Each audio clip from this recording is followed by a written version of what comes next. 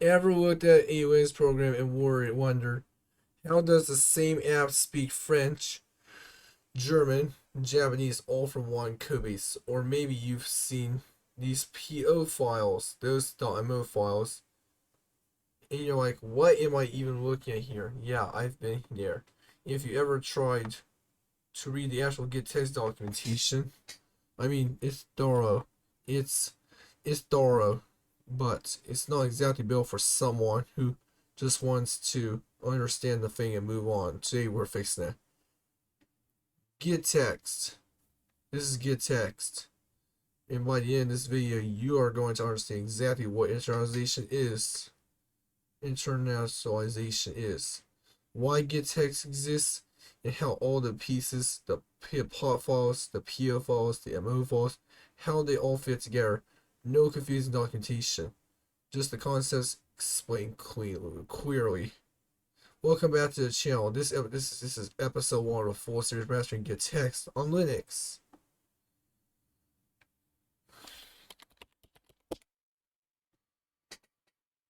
Alright, so let's start with the programming problem Gettext actually solves. Say you write a Linux program, useful one. People like it, and then someone asks, can you make this speak Portuguese? And you think, okay, I'll copy all the things, translate them, ship a Portuguese version. But then there's a German request and a Japanese one, and now you're maintaining the 5 copies of the same program. Every time you change one line of text, you've got to update in 5 places. That does not scale. That's the problem. Now, before we go for 2 words that get thrown around a lot, IETN and LTN. Internationalization equals ITN. Because there's 18 between the I and the N, that's the engineering work. That's you wrapping your strings so they're ready to be translated. Localization, L10N, that's the actual translation. Someone taking those wrapped strings and writing German, the Japanese, the Portuguese. Think of it like this. Internationalization is building the kitchen. Localization is cooking the meal. In Gettext handles both sides. It gives tools. It gives developers the tools to mark translatable strings, and it gives translators a standard file format to work with. But here's the thing: Gettext is not a translation tool. Gettext is a framework. It defines how strings get marked, how they get extracted, how they get translated, and then how they get loaded back into your program at runtime. If it is not doing the translation for you, it's giving you the pipeline. So let's walk through that pipeline. There are 4 file types at the heart of every Gettext project. Number 1, your source code, C, C++, Python, shell scripts, doesn't matter. You wrap every user-facing string in a function called usually underscore print into parentheses or Gettext, two parentheses. Number 2, the plot file, portable object template. This is generated automatically from your source code. It's a master of every translatable string. Translators do not edit this file. Number 3, the PO files, portable objects, one per language. The German is D.PO for German, JA.PO for Japanese. This is where translators actually do the work. Number 4, the MO files, machine objects. These are compilable binaries. Your program loads these at runtime. They're fast. They're small. And humans never touch them. That's the pipeline. Code.plot template. PO translations.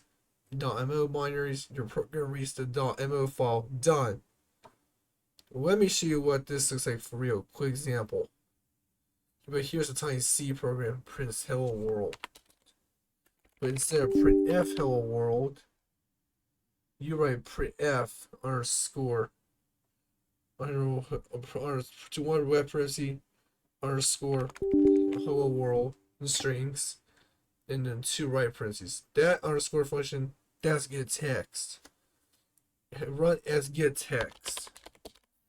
That scans your code, pulls out hello world, draws if in a pot file, show.pot file.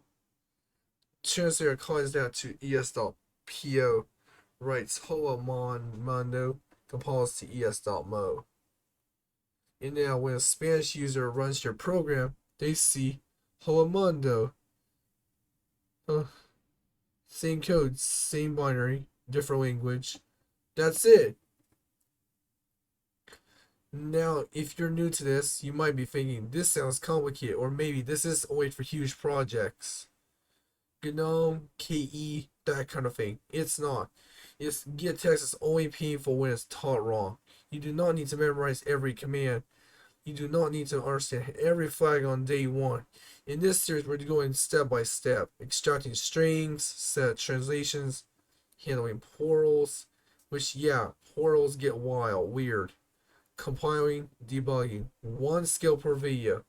By the end of this series, you will be able to take any Linux program, yours or someone else's, and make it speak multiple languages.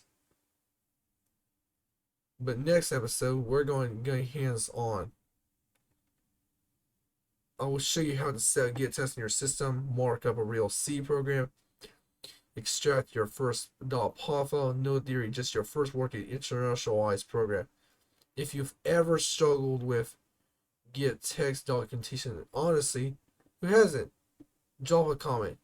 Tell me what tripped you up. I read every comment. It helps me shape the rest of the series. If this helped you out, hit that like button. If that, it really helps the channel grow. And subscribe with the bell if you want to catch the whole series as it drops. Thanks for watching. Catch you next one. Bye for now.